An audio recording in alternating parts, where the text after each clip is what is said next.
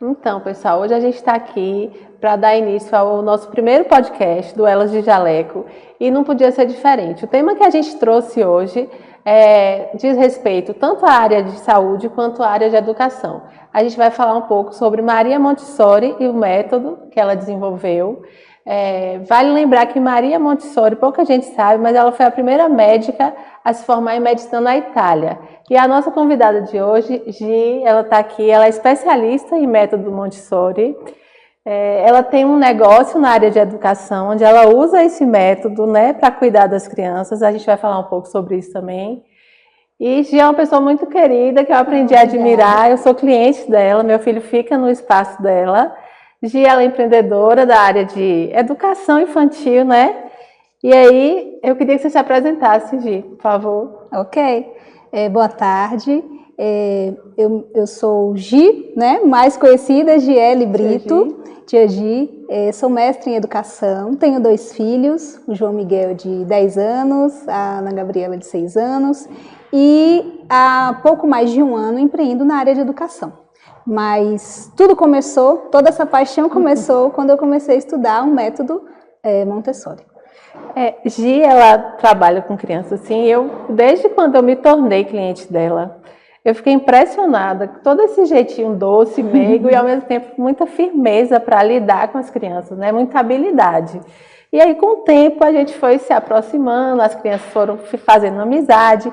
E enquanto essas crianças brincavam, a gente começou a conversar e ela foi me apresentando o método Montessori. E eu fui ficando impressionada, encantada com as aplicabilidades, né? E culminou que a gente conseguiu marcar esse programa.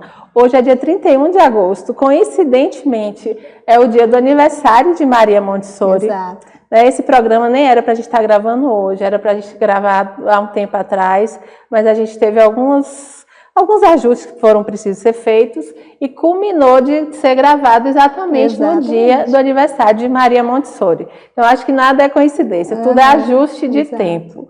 Né, Gi? Então, a gente pode começar falando um pouquinho sobre a biografia, né? Quem foi Maria Montessori? Sim.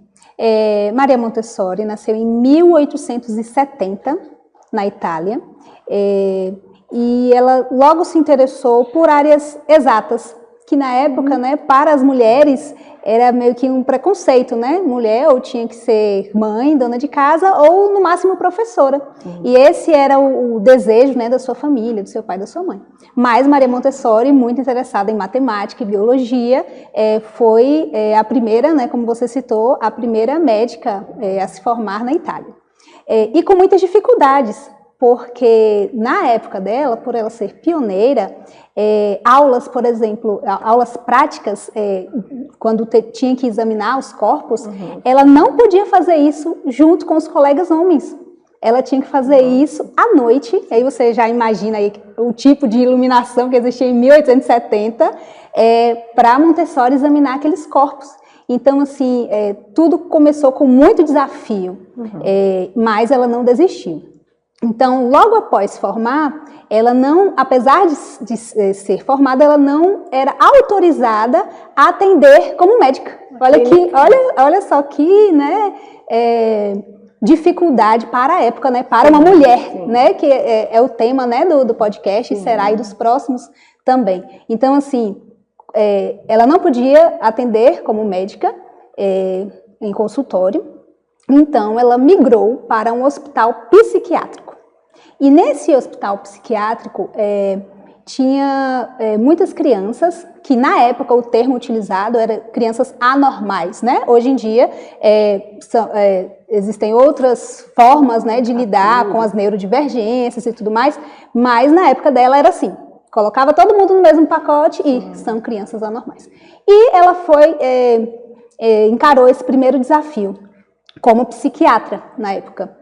E ela observou que a forma como ela trabalhava com essas crianças e a forma diferenciada de olhar para essas crianças e o método que ela começou a desenvolver fez com que essas crianças, que eram consideradas inaptas, pudessem alcançar o mesmo patamar de crianças na época consideradas normais. Então isso chamou a atenção de Maria Montessori e também dos governantes, de outras pessoas, né, da época que tinham poder para poder difundir esse método. Sim. Então, mais à frente, lá em 1907, Montessori funda a primeira Casa dei Bambini, que era a casa das crianças. E aí é onde tudo começa mesmo no sentido de difusão do método, né? Então, o que antes era recluso ao hospital psiquiátrico e as crianças tidas como anormais, agora Montessori estava levando para outras crianças. E interessante que as crianças, na época, essas crianças da Casa dei Bambini, eram crianças de um bairro popular. Sim. Então, assim, era um bairro operário e os pais e as mães, né? E a gente depois vai fazer um link mais tarde sobre isso, sobre a mulher, né, no mercado de trabalho. Então, assim, os pais e as mães trabalhavam todo o dia e essas crianças ficavam abandonadas à própria sorte, pelas ruas, pichando, riscando os muros e tudo mais. Então, assim, Montessori teve um olhar diferenciado de acolhimento para essas crianças, fundando a Casa dei Bambini. E a Casa dei Bambini não era somente para ensinar essas crianças a ler, não era esse o objetivo, não era uma escola, né? Então, assim, Montessori criou uma escola? Não, Montessori não criou uma escola. Montessori criou um espaço no qual ela considerava que era uma ajuda à vida das crianças. Então, ela foi do básico, como lavar as mãos, como assoar o nariz, como se sentar à mesa, dando dignidade a essas crianças. Primeiro se deu dignidade e visibilidade, para que depois essa criança pudesse, né, galgar aí os passos da aprendizagem. Então, o cognitivo veio depois. Sim, Gi. Então, essa história sua empreendedora, como que você resolveu abrir o Educa, também tem relação com a questão de como você conheceu o método, que você estava grávida. Conta pra gente um pouquinho sobre isso, essa origem de você começar a estudar o método. Pronto. Há um pouco mais, né, de 10 anos atrás, quando eu estava grávida do meu primeiro filho, eu comecei a pesquisar assuntos sobre maternidade. Uma amiga minha, enfermeira, me mandou vários textos sobre amamentação, parto, enfim, eu super empolgada, comecei a ler aqueles textos e procurar nas redes sociais na época, o Facebook, né, grupos que falassem sobre. E aí eu me deparei com uma página do Facebook que era Montessori para mamães. E aí eu falei, Montessori, eu me lembrei, Montessori, eu já ouvi esse nome na universidade, é algo científico, é algo bom, e comecei a seguir aquela página. E quem escrevia, uma das pessoas que mais escrevia naquela página era o Gabriel Salomão, que mais tarde eu fui, né, ver que é um dos maiores nomes de referência no país, quando diz respeito ao método. E aí eu li os textos do Gabriel e como você está se encantando agora pelo método, eu comecei a me encantar. Eu falei, meu Deus, eu nunca soube disso.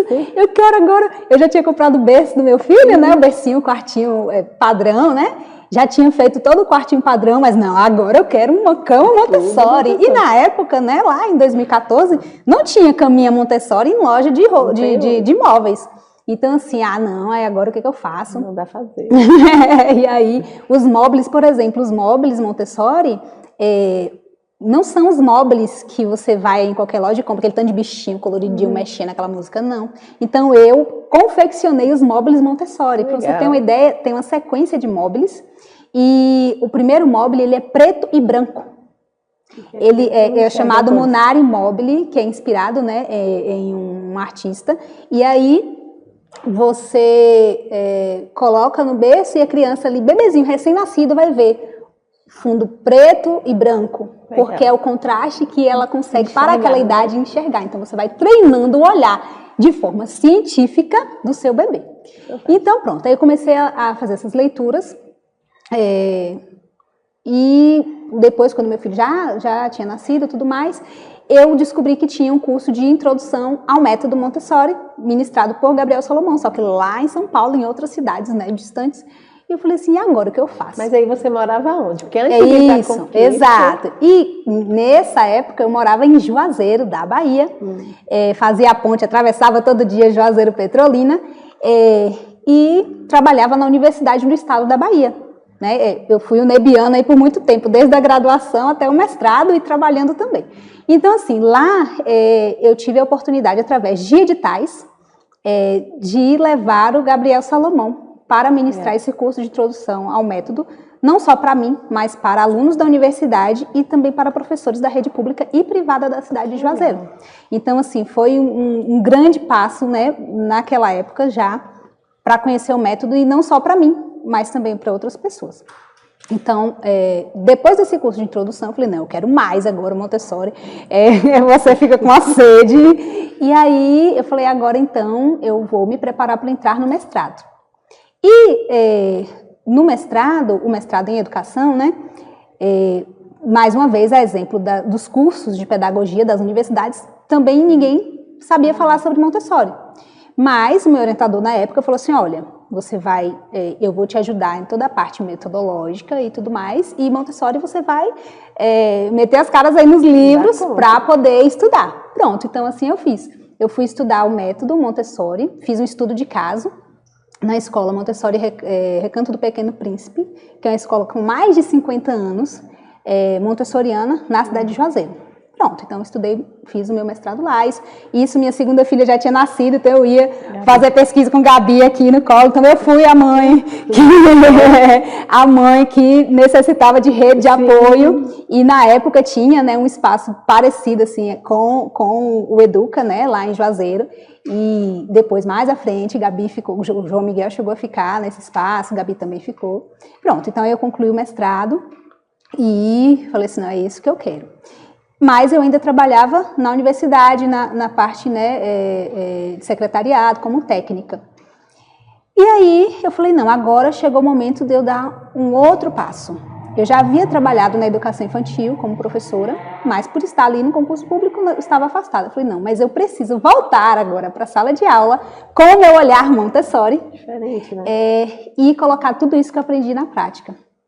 Foi quando eu fiz o curso de aperfeiçoamento Montessori lá em Petrolina e tive a oportunidade de entrar como professora na escola Vila de Maria, em Petrolina, a escola Montessori.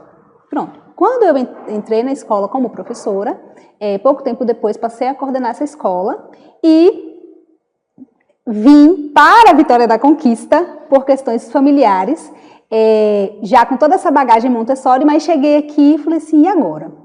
Né? O que eu faço com todo esse conhecimento? Percebi que a cidade era carente de um espaço como esse. Acho que não tem. Exato. Então, assim, enquanto Juazeiro Petrolina tem espaços assim, aqui não tinha.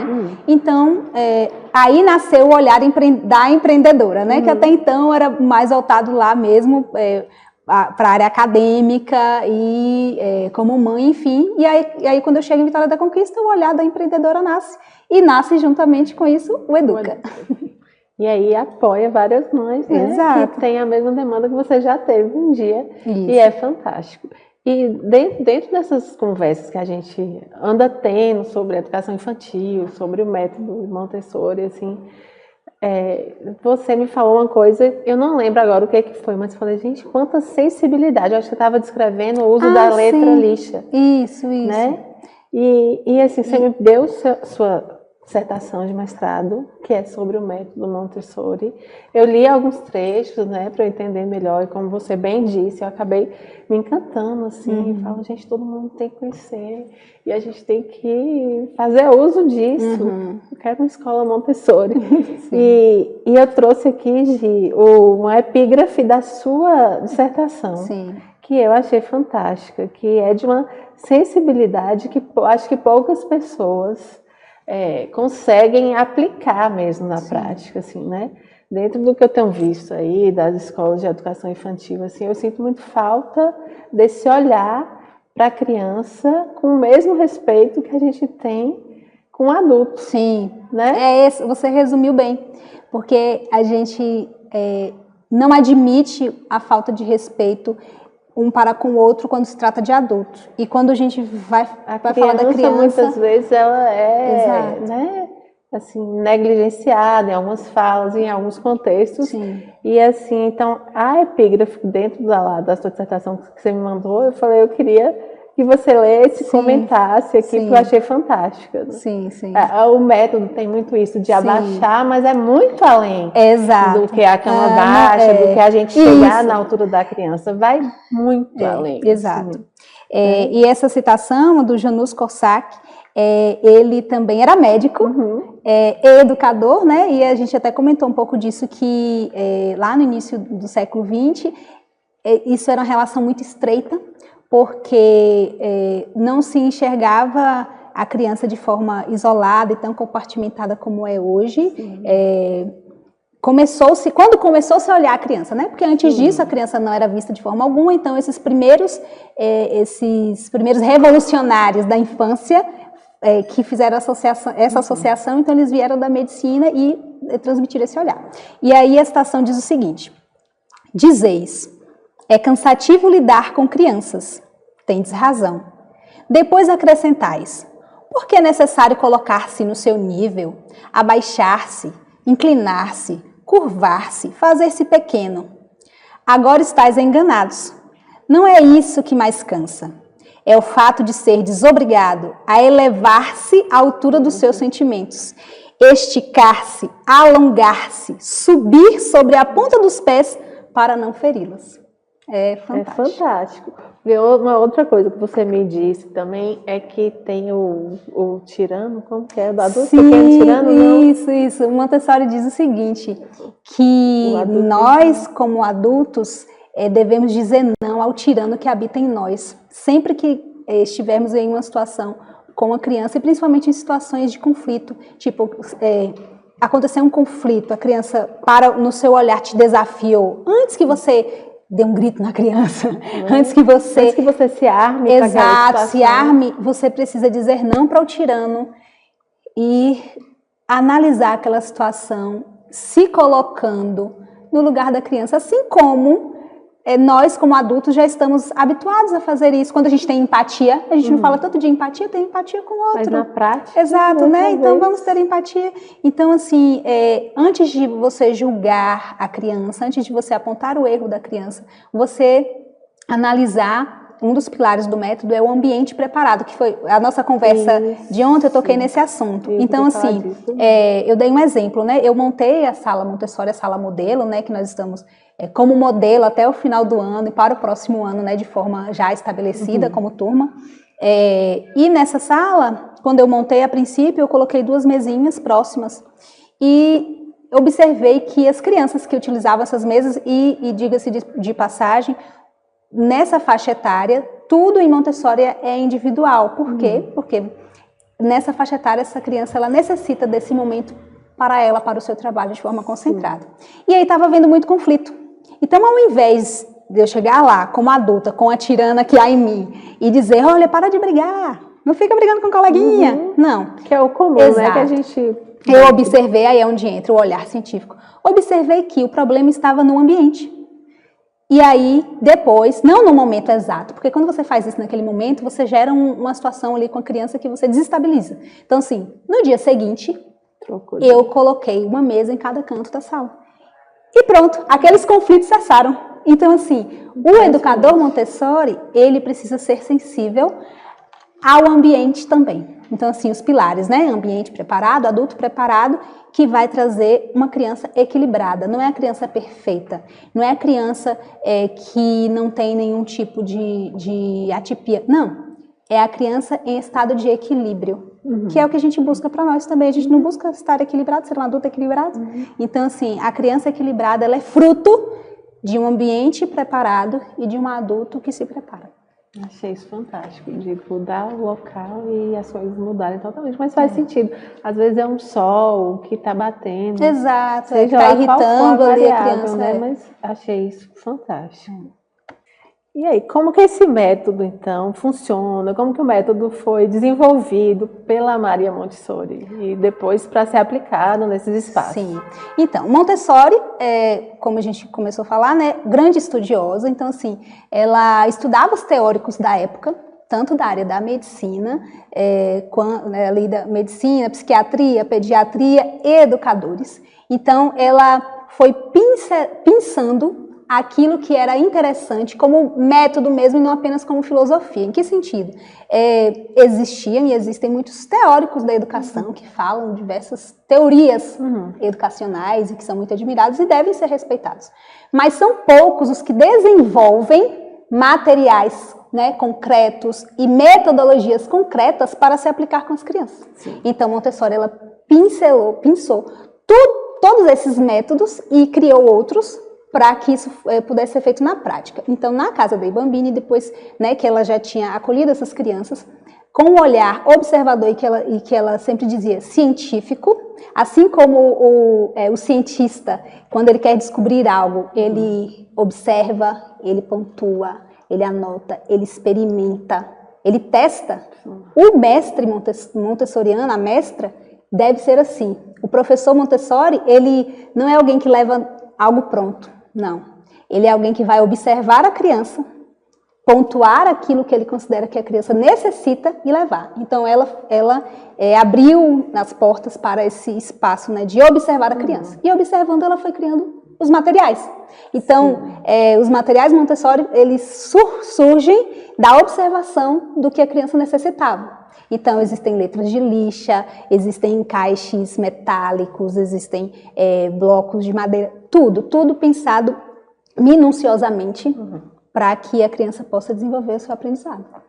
Uma coisa que eu acho interessante, você falou aí da parte científica, né? Um método que tem um pilar científico muito forte. Sim. Eu, como cientista Sim. e amante de ciência, assim, me chamou a atenção uma coisa que a gente estava conversando no bastidor, até nem foi hoje, foi ontem, que você estava me explicando que as crianças aprendem desde jovem já o sentido real das coisas. Sim. Aquela questão do sol infantil, Sim, né, da sim. questão da diferença entre o método e a filosofia Montessori, que a gente vê muito difundido hoje em dia, cama, espaços, quarto, mas não necessariamente, né, ou não obrigatoriamente, eu não sei nem qual a palavra colocar, é Montessori.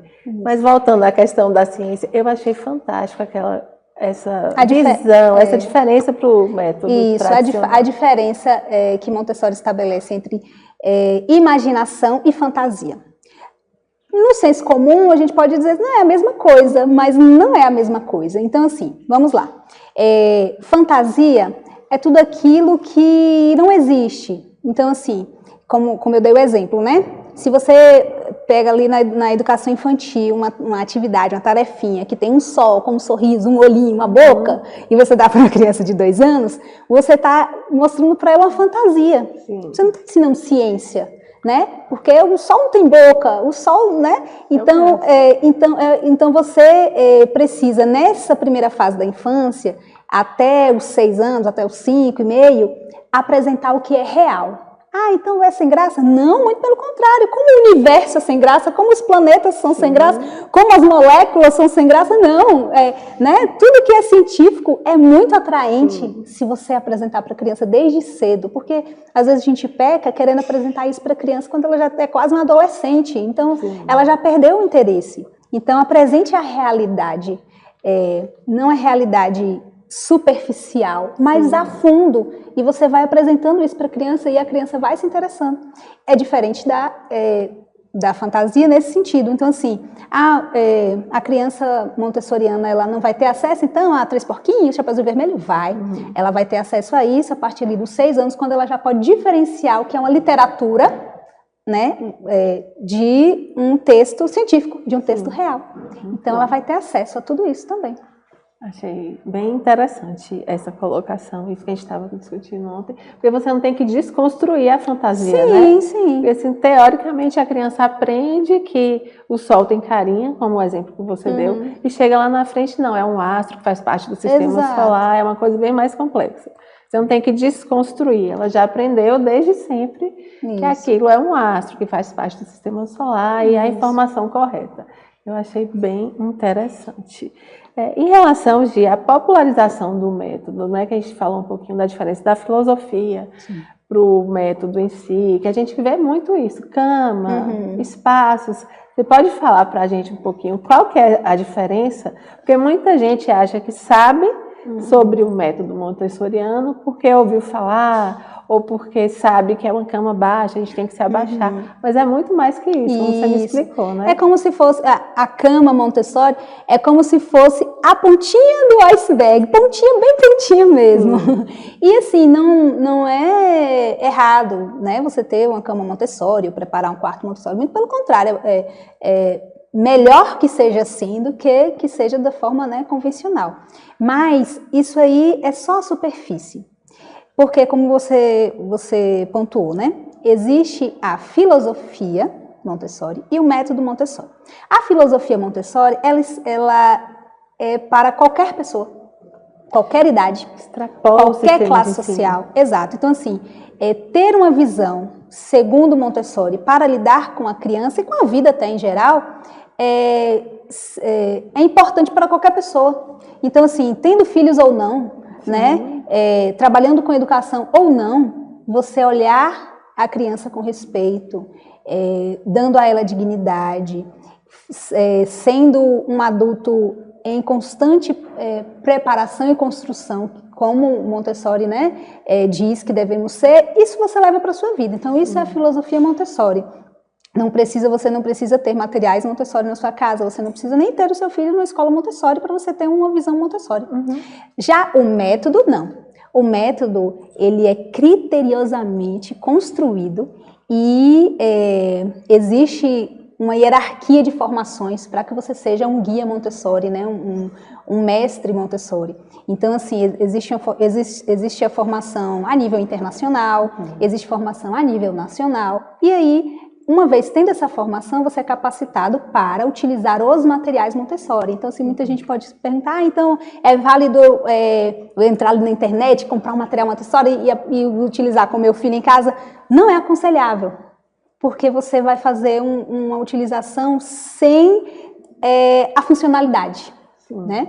Você não vai utilizar... Vai virar um brinquedinho. Exato. E pronto, e você usou até um termo que distingue. Muita gente vê os materiais Montessori e fala, o brinquedo, ou vai brincar.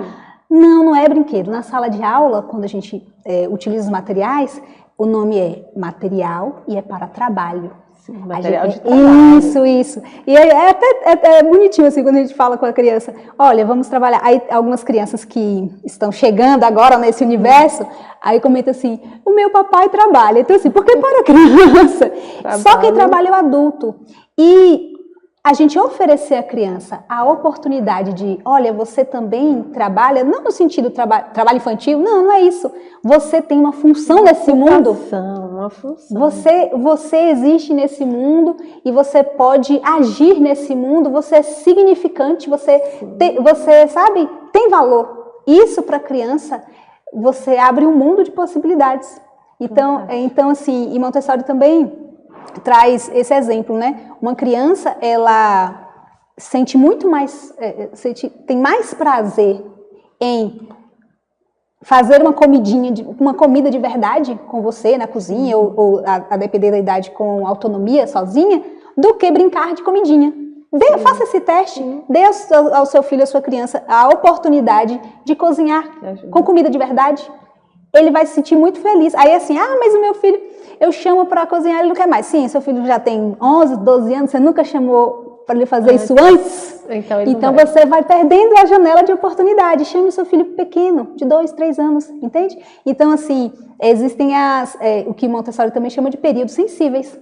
Então dentro dos períodos sensíveis, aquela criança, ela tem fome de determinadas coisas. Então o método, quem é formado no método também vai entender essas janelas e vai conduzir a criança nesses períodos. Sim, uma coisa que você me comentou ontem, eu achei muito interessante, porque a gente já trocou informação por rede social e eu te mandei um vídeo, eu lembro, do Daniel Castanho, onde ele descreve a escola, como deve ser. Sim. E aí você falou assim, mas ele descreveu totalmente a filosofia Montessori ou método, eu não sei. E não era nem o caso do vídeo, não tinha nada a ver. Sim. Outra coisa que você falou ontem, minha avó era montessoriana, nunca conheceu o método, nunca ouviu falar de Maria Montessori, mas ela aplicava o método intuitivamente. A filosofia. Né? A filosofia, o método não, a filosofia, porque o método é o trabalho, o método de trabalho. A filosofia intuitivamente. E aí você pode falar como? Isso. Eu dei esse exemplo, né? Você não precisa necessariamente ter uma formação Montessori para olhar a criança, né, de forma diferenciada. Minha avó, ela dava oportunidade, né, aos netos de subirem árvores, fazer comida de verdade ali no fogareiro, alimentar as galinhas, plantar milho, enfim, isso no quintal. Nem era uma fazenda, uma roça, isso era no quintal. Então, assim, era uma pessoa que olhava a infância com respeito. E não apenas como a maioria de nós, adultos, eu me incluo também porque a gente diz assim, não sou Montessori 100% do tempo, tem aqueles momentos que a gente diz assim, não, fecha os olhos Montessori, porque a gente está o tempo todo em construção. Então, assim, nós, como adultos, na maioria das vezes, vamos impedindo a criança de realizar coisas que ela poderia realizar por si mesma. E assim, uma máxima de Montessori é essa: deixe-me fazer por mim mesmo, que é o que a gente devia fazer com a criança. Então, assim, a criança está clamando, está pedindo ali, deixe-me fazer por mim mesmo, deixe-me amarrar os meus sapatos, deixe-me calçar os sapatos, ainda que trocados. Com o tempo eu vou perceber que eles estão trocados, mas eu me senti bem porque eu calcei, né? Desenvolver autonomia. Exato. Então, um olhar para a infância com amor, cuidado e respeito, ele vem independente, né, do método ou do conhecimento, né? Exato, do conhecimento do método. Nós podemos vivenciar isso, sim. Bem interessante. Tem uma diferença também, você me pontuou, sobre o método montessoriano no Brasil, sim, e o internacional. Sim. E a gente também vai entrar um pouquinho, eu queria que você falasse sobre essa formação que você tem, essa formação internacional, sim, de mestre, não? Guia Montessori. Guia Montessori. Isso. Que aí realmente esse material de trabalho tem um uso devido, como você me explicou ontem sobre a letra de lixa, que realmente tem que ter o conhecimento, a formação. Isso. Aí, se você puder falar um pouquinho sobre isso. Pronto. Então, no Brasil, existe a Organização Montessori do Brasil, que forma e capacita muitos professores das escolas Montessori em todo o país, né? Esse é o nível de formação nacional. Também existe o Centro de Estudos Montessori de São Paulo, que até ano passado era sediado na Graded, que é uma escola renomadíssima, né, em São Paulo, a segunda escola mais cara do país, que aplica o método Montessori na educação infantil para suas crianças. Então, assim, nesse centro de formação, a certificação ela é internacional, reconhecida internacionalmente. Então, assim, qual a diferença, então, de quem é formado internacionalmente, formado, né, pelo Brasil, enfim? Tem alguns critérios que Maria Montessori estabeleceu para que o seu método fosse considerado fiel, né? Um desses critérios é o de idades mistas. Então, uma escola que siga os critérios internacionais, na mesma sala de aula, crianças de 3, 4 e 5 anos estudam. E por que isso? Porque aquela criança de 5 anos, ela vai ter a oportunidade de ensinar coisas para a de 3 e a de 4. Ela vai se sentir o máximo, né? Eu estou ensinando algo para alguém. Aquela de 3 anos, enquanto o de 5 está aprendendo, ela está aprendendo também, ela está observando. Ela vai pedir para a professora, de repente, para ensinar algo que o de 5 aprendeu. Então, ela vai ter um avanço. Aquele de 5 que, de repente, ainda não sabe ler, ele não vai se sentir tão frustrado quanto se ele estivesse numa sala com todas as crianças da mesma idade que ele e todos os outros sabendo ler e só ele não. Porque ele vai ter outras crianças de 3 e 4 no mesmo ambiente que também não leem. Então, assim, é um ambiente social que é mais sadio, né? E assim, se a gente observar na sociedade, a escola é um dos poucos ambientes que classifica por idade. Exato. As pessoas. Na família, as pessoas convivem com diversas idades, né? Se você vai num clube, se você convive com amigos, enfim, o seu filho vai conviver com crianças de 4, de 5, de 3. Somente na escola é que fica segregado. E assim, não é por acaso, né? Porque a construção da escola, como que a escola surgiu, enfim. Que não cabe nessa discussão aqui hoje, mas não é algo estranho, porque às vezes os pais vão estranhar, falam assim, não, mas meu filho, eu vou deixar meu filho de 5 anos na mesma sala de um de 3, ele vai regredir, porque tem esse preconceito de que não, tem que ficar todo mundo de 5 anos. Ah, e funciona isso? Funciona. Tanto no Brasil, existem, né, como eu dei o exemplo da Graded, tanto no Brasil existem escolas de classes mistas. Em Petrolina, né, a escola na qual eu trabalhava, que eu coordenei, tem classes mistas, e fora do país também. Então, assim, esse é um critério, somente um de outros critérios que faz essa diferenciação entre o método internacionalmente e o método no Brasil. Sim. Em relação à formação do guia Montessori, que você me falou, que essa formação de guia tem que ser passada por pessoas que fizeram curso diretamente com a Maria Montessori. Isso. Eu achei bem interessante isso, para não se perder no meio do caminho. Exato. Aí você pode explicar direitinho como funciona essa hierarquização, vocês podem chamar assim? Então, depois que Maria Montessori, voltando lá na biografia dela, né? Depois que Maria Montessori criou a primeira Casa dei Bambini, ela começou a difundir o método dela pelo mundo, então diversos países da Europa, ela viajava e ela mesma fazia essas formações, essas capacitações. Sim. Então ela fazia capacitações com as professoras e transmitia minuciosamente tudo aquilo que ela tinha criado na Casa dei Bambini para essas professoras. E somente estas professoras estavam, então, habilitadas a transmitir para um próximo grupo. Sim. E assim foi, né, e foi passando. Então, assim, a minha formação, por exemplo, vem de uma hierarquia dessa, em que eu sou a quinta. Depois de Montessori, ela formou, né, outras pessoas que formaram outras pessoas e que chegou a mim. Então, assim, isso garante a fidedignidade do método. Porque uma coisa é você chegar na internet e colocar lá na busca, né, método Montessori, começar a estudar por conta própria, você vai aprender sim. Inclusive, eu comecei assim, né? Há 10 anos atrás, eu comecei dessa forma, olhando na internet, aí fiz o primeiro curso de introdução, depois fiz um curso de aperfeiçoamento, depois fui para o mestrado, então eu sabia até então de forma paralela. E agora, né, concluindo essa formação, eu estou sabendo exatamente vindo direto da hierarquia mesmo do método. Muito bom, achei isso interessantíssimo. E aí você tocou no ponto da escola, né? Que eu, como mãe, eu vejo assim que muitas mães, às vezes, ouviram falar do método, mas não têm conhecimento mais aprofundado de como funciona, como que esse método pode ajudar as crianças, né? E uma coisa interessante, voltando aqui em Daniel Castanho, foi que ele falou assim, culturalmente a gente não aprendeu a tomar gosto pela escola, né? A gente vai para a escola porque você é obrigada a ir para a escola. Sim. Você vai lá, tem prova, meu Deus, eu tenho prova. É um negócio meio assim que te dá aquele friozinho na barriga, porque a gente não aprendeu na escola, ou na nossa casa, ou onde for, a estudar por prazer, a estudar para a gente aprender. A gente aprendeu na escola a estudar para passar de ano, a estudar para passar na prova. Sim. Isso é uma fala de Daniel Castanho, que eu vi numa entrevista que eu assisti.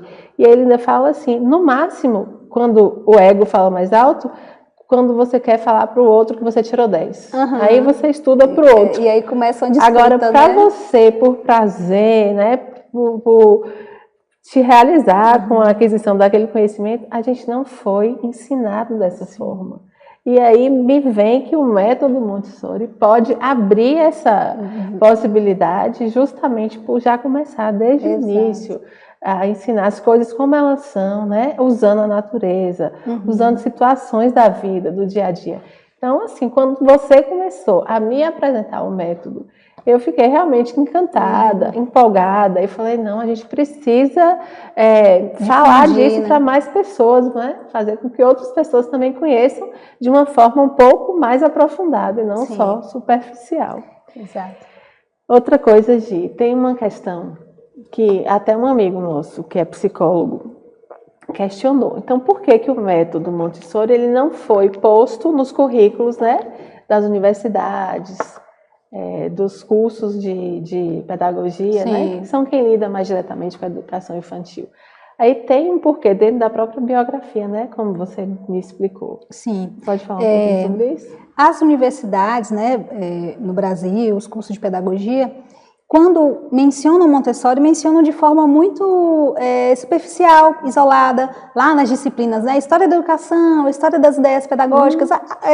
Eu mesma, na minha graduação, ouvi a palavra Maria Montessori pela primeira vez em um seminário, assim, um grupo que ia falar sobre Maria Montessori, e ali, coisa de 30 minutos, 40 minutos, que resumiu toda a história de Maria Montessori nessa apresentação. Então, assim, basicamente, quando Montessori é falada nos cursos de pedagogia, é de forma muito resumida. No Brasil, assim, o principal nome, né, nos cursos de pedagogia é Paulo Freire, e a gente, até na minha dissertação, eu comento sobre isso. O método Montessori, ele não descarta ou desmerece Paulo Freire de nenhuma forma. Tão somente que a gente considera que Maria Montessori teve um olhar muito mais focado e cirúrgico na infância.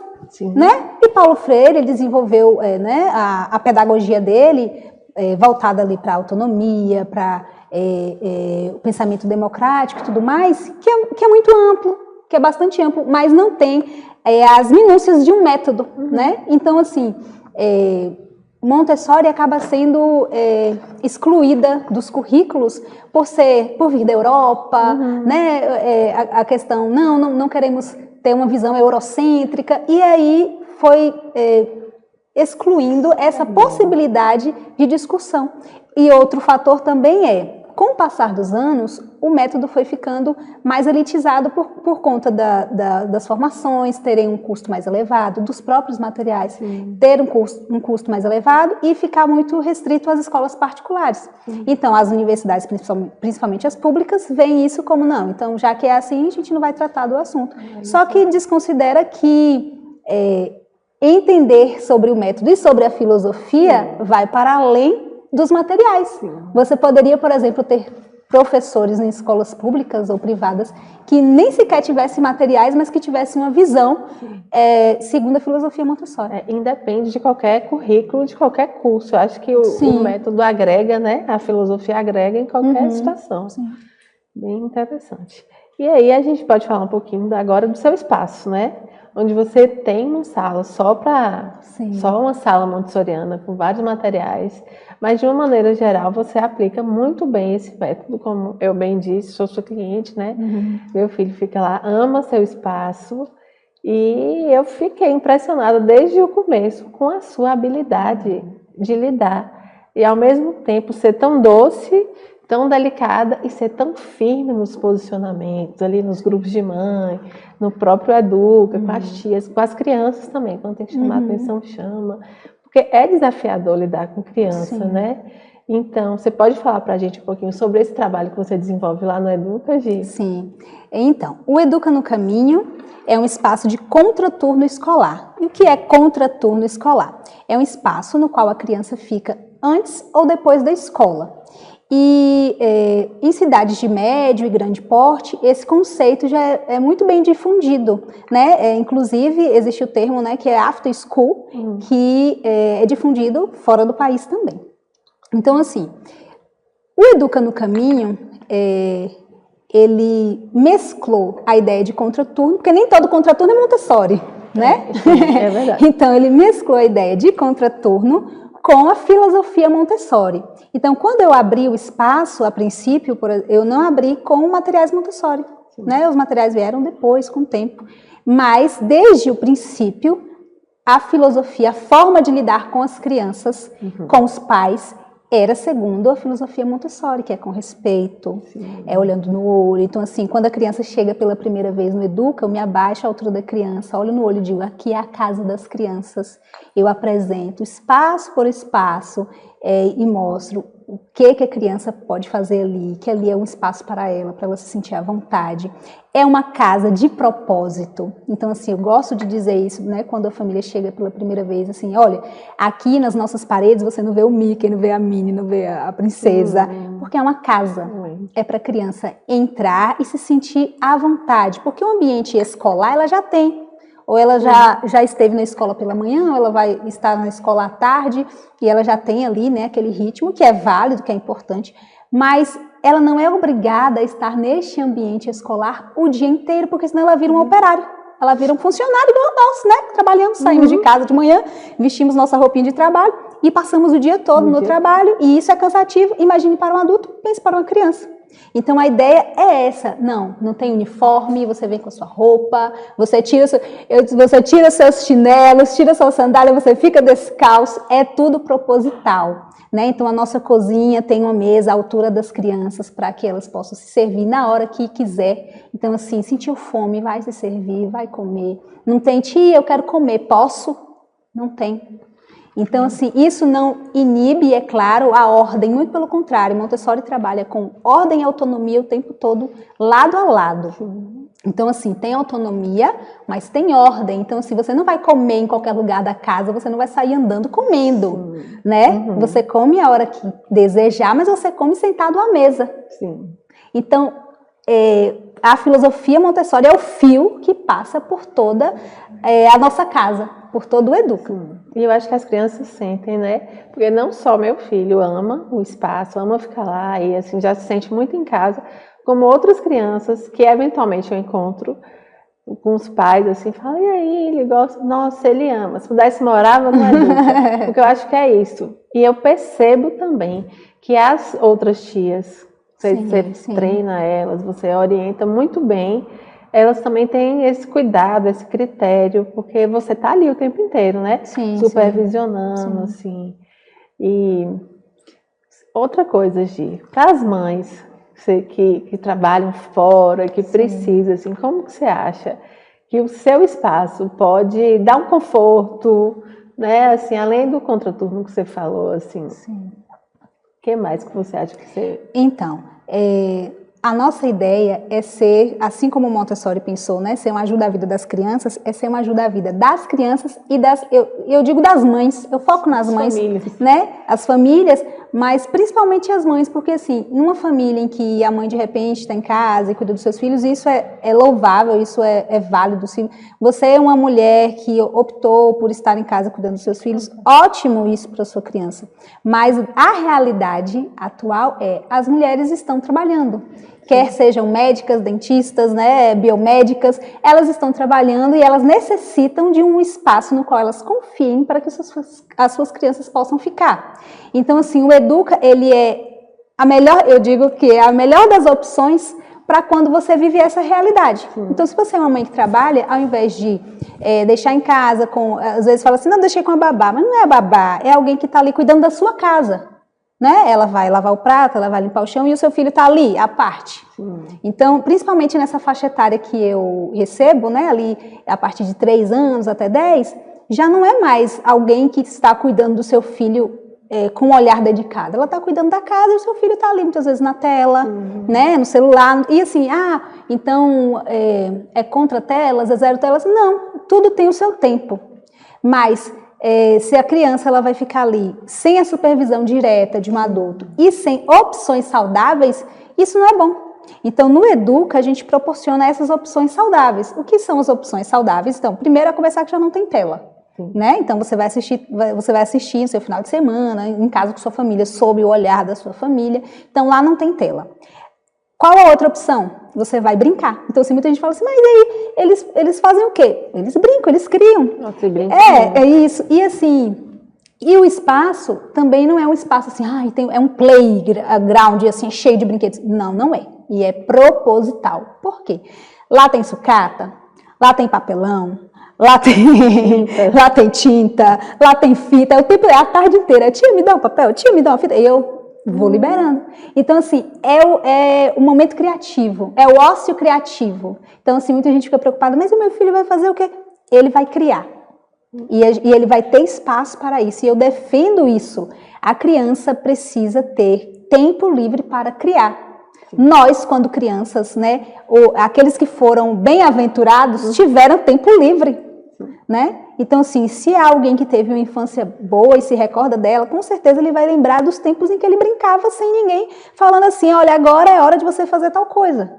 Porque a rotina das crianças hoje estão ficando exaustivas, né? Exato. Não só fisicamente, pela quantidade de atividade que tem, natação, judô, xadrez, eu falo até o meu, faz natação, faz xadrez, mas lá E é um importante. espaço que ele chega no final de semana, ele fala, hoje tem educa?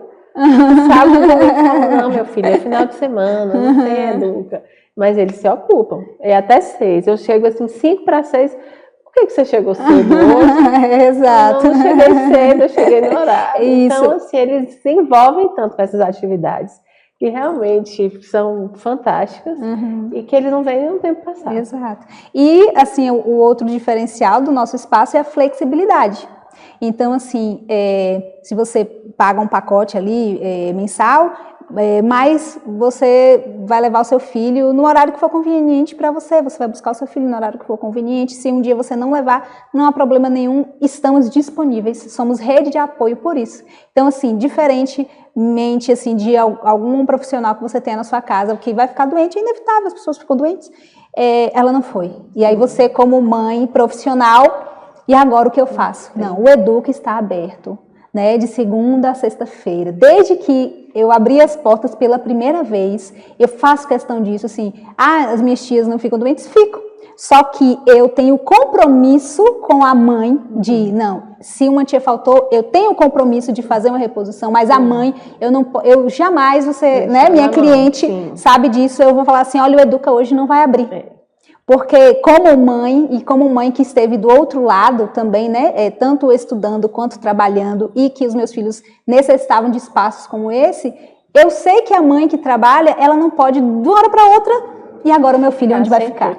Né? Então, assim, a flexibilidade e o apoio do Educa são os diferenciais. Então, depois que eu achei o Educa, minha vida mudou. Mudou demais, porque assim, eu tinha ajuda em casa, mas não era uma programação para a criança, fazer a tarefa, brincar com coisas que não era tela. Eu não me sentia tão confortável, segura assim num lugar, ainda mais quando a criança gosta. Então, assim, o termômetro da criança gostar, se sentir confortável, querer estar ali, gostar, se sentir bem quisto no lugar, eu acho que é o melhor termômetro que você pode ter, né? Dos seus clientes, assim, eu sou suspeita para falar, né? Tanto do Educa quanto do método, quanto de vocês, Gi, porque obrigada. Eu te admiro bastante. E é isso, então, eu queria te agradecer por você ter vindo bater esse papo sobre Maria Montessori aqui com a gente. E você quer falar um pouquinho mais? Assim, gostaria de dizer que quem não conhece, né, o espaço e até o método que queira saber mais, é só ir lá no @educanocaminho no Instagram e mandar uma mensagem tanto para saber sobre o método quanto sobre o espaço. Estou, né, disponível para tirar dúvidas e agradecer também, né, a oportunidade. E com certeza esse podcast aí vai fazer muito sucesso e atender a outras mulheres, né, que tem muito a difundir sobre os seus conhecimentos. Com ou sem jaleco, né? Com ou sem jaleco. Obrigada, Gi, pela sua participação aqui. A gente aprendeu muito hoje sobre o método, sobre Maria Montessori. Eu acho que conhecimento que agrega muito, não só a mim, como a todo mundo que está assistindo. Queria agradecer a todo mundo que acompanhou o nosso podcast aqui e dizer que quem quiser acompanhar os próximos episódios, é só acompanhar o nosso canal no YouTube, Elas de Jaleco, no Instagram, Elas de Jaleco também, e ficar de olho, quem quiser comentar, quem quiser dar sugestão de pauta, a gente está aqui, eu vou responder todos os comentários, né? Ative o sininho, curta, compartilha. Então é isso, pessoal. Muito obrigada, até a próxima.